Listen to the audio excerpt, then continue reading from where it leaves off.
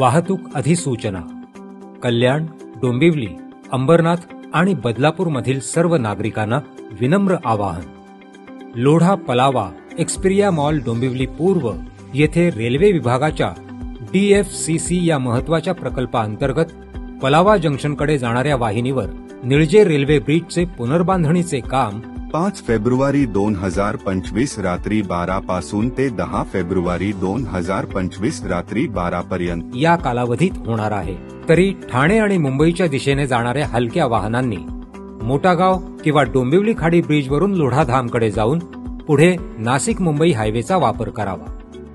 तसेच नवी मुंबई आणि मुंबईकरिता लोढा पलावा जंक्शन मार्गे प्रवास करणाऱ्या सर्व वाहनांनी काटई चौक येथून पाईपलाईन रोडने